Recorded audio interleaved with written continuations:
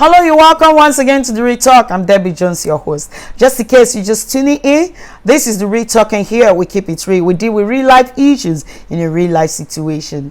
Well, just to say thank you very much for your likes, your comments, your shares. Thank you for believing in us and all this why. And as a matter of fact, thank you for your questions, and I hope we'll be doing justice to them. We're just trying our best. Well, today I just want to look at a very important topic that has to do with interpersonal relationship, and I think it is very important and paramount as far as the psychology is concerned. And as a psychologist, it's very important to me for me to deal with such a topic. Well, I want to look at emotional intelligence. Emotional intelligence is the knowledge of one's emotions and that of others. People who possess a high degree of emotional intelligence know themselves very well and also are able to sense the emotions of others.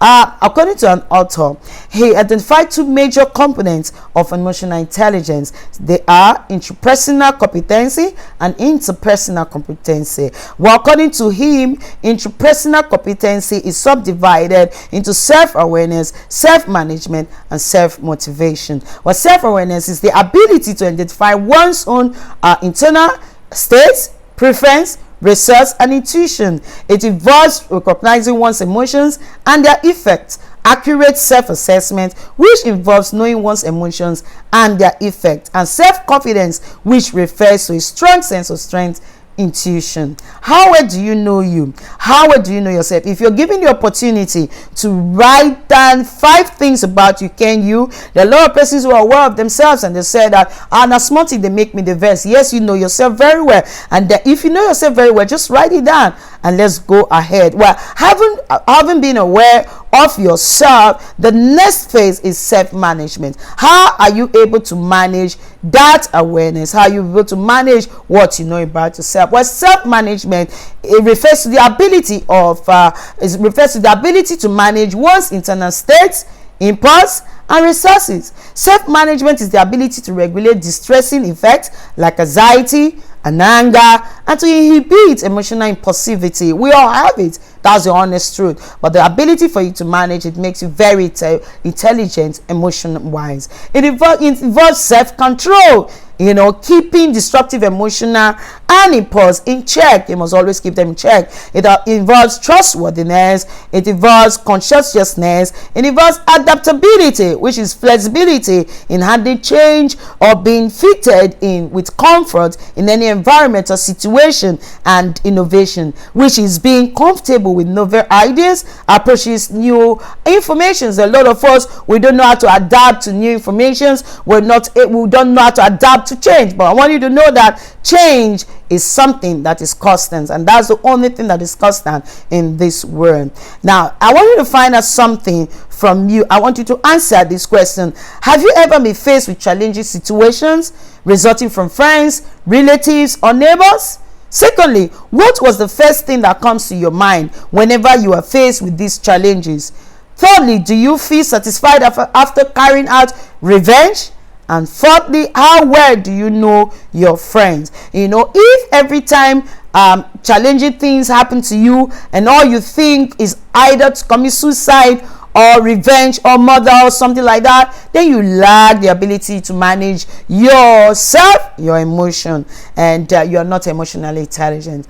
And if you are aware of your emotions, you can manage your emotions, then you can as well motivate yourself, which has to do with self-motivation. Now, self-motivation refers to the ability to be effectively tuned to associative network arranged in hierarchy of strength and importance in the individual, which determines what goals one seeks. This explains that motivation may sustain the residual effect that propels one to achieve goals. It is the tendency that guides or facilitates reaching goals and enhances performance in any workplace. Inherent motivations are achievements, drive, also, which is striving to improve or meet a standard of excellence. It also inherent is commitment, and also optimism, which is persistence in pursuing goals despite obstacles or set goals. The truth of the matter is that there are some goals you set for yourself. You may not attain them. You may not be able to fulfill them. What do you do at the point? Well, there is something inside of you which we call motivation. And for me, I know motivation, I always say, is a drive, is an inspiration, and a stimulus, as well as enthusiasm. Well, it can be divided into intrinsic and extrinsic. And why? Well, the first has to do with inherent motivation that is from your inside, and the second deals with motivation from your environment that is outside you. For me, intrinsic is the best because it flows from your inside. Even when you're faced with environmental challenges, you keep moving on because something inside of you just keep telling you, yes, you can. So once you can do this, then you are emotionally intelligent. And of course, if your inside is telling you can, even when you're faced with challenges, something keep telling you, I can make it, I can do it, I can do it. And intrinsic motivation is wonderful, and I want to urge every one of us to use for intrinsic motivation, which can actually help us.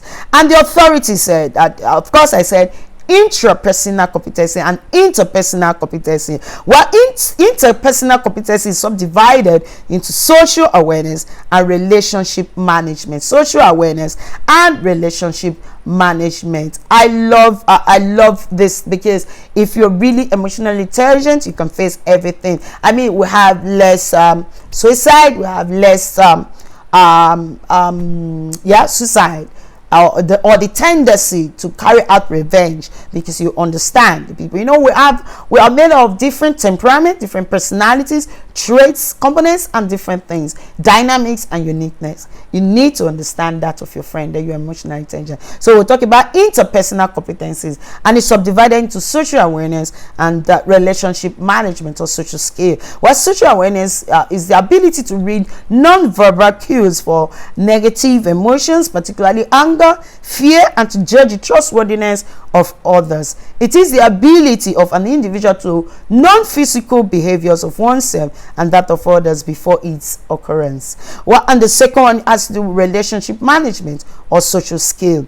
Now, this refers to one's ability to manage and control one's emotion. It deals with social control of oneself and that of others. Now, it is necessary for managing relationship with others.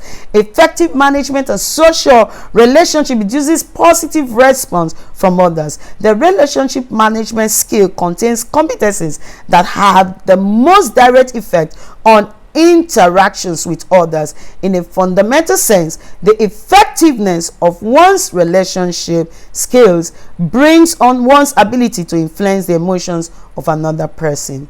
Confidence entails confidence entails how you control yourself, because if you're emotionally intelligent, then you can be sure that your confidence will boost up even your self-worth and your self-esteem. So if we want the world to be a conducive place for every one of us, we have to learn to build our emotion and learn to build our adaptability. Learn to be flexible and learn to adapt to change. Learn to accommodate. Don't forget to give benefit of that to people around you. Give them benefit of that. Just give excuses. Learn to give excuses for people, and you find that malice, anger, fear, anxiety, negative anxiety will be crushed down. Thank you very much for joining me. Just in case you don't understand whatever some of the points I've said, you can ask questions, and moreover, you can also tell us more things if you know. Nobody knows it all, but this is just a part of emotional intelligence. Because of time, we can go deep down, but I will always be ready to answer your question. And for more information, you can get it from my book, What Confidence Got to Do With It. You can call me or send me a message or DM me, and then the book will just come to you. Thank you for joining me. If it has blessed you, please share this video, comments and questions. I'll be glad you do. And don't forget to follow me on Instagram at joneseruedebby, and of course Facebook, Debby Jones Erue. Thank you.